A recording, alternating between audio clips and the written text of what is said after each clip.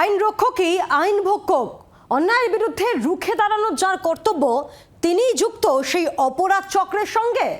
পূর্ব মেদিনীপুরে মাটি পাচার চক্রে যুক্ত ভিলেজ পুলিশ। মুখ্যমন্ত্রীর নির্দেশকে বুড়ো আঙুল দেখেই অবাধে মাটি পাচার অভিযান চালাতে গিয়ে চক্ষু চড়ক গাছ পুলিশ কর্তাদের। বেআইনি বালি মাটি পাচার বন্ধ করতেই হবে। মুখ্যমন্ত্রী পুলিশকে এই বিষয়ে কড়া পদক্ষেপের নির্দেশ দিয়েছেন বহুবার, কিন্তু রক্ষকই যদি ভক্ষক হয় তাহলে কি হবে? এই প্রশ্নটাই উঠে গেল পূর্ব মেদিনীপুরের জুনপুটে মাটি পাচার চক্রের পর্দা ফাঁস হওয়ার পর।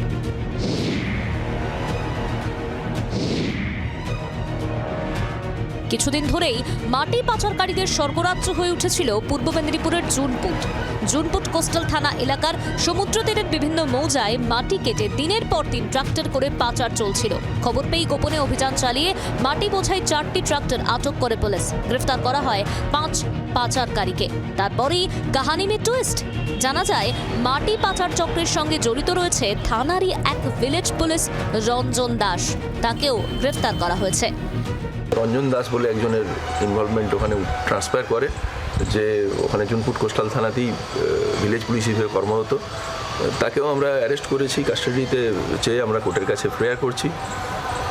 বিষয় হচ্ছে এই ধরনের অবৈধ কাজকর্ম, সে মাটি বালি হোয়াট এভার ইট ইজ, যারা জড়িত থাকবে তার পেশাগত সামাজিক রাজনৈতিক পরিচয় যাই হোক, তার এগেনস্টে যেটা আইনানুগ ব্যবস্থা নেওয়ার সেটাই আমাদের হবে। ধৃতদের জিজ্ঞাসাবাদ করে মাটি পাচারের নেটওয়ার্কের জাল কতদূর বিস্তৃত তা জানার চেষ্টা চলছে। কিন্তু প্রশ্ন উঠছে, মুখ্যমন্ত্রী যাদের বালি মাটি পাচার আটকানোর দায়িত্ব দিয়েছেন, তারাই যদি সেই কাজে যুক্ত থাকে, তাহলে আসল অপরাধীরা ধরা পড়বে তো? কিরণ মান্নার রিপোর্ট, জি 24 ঘন্টা।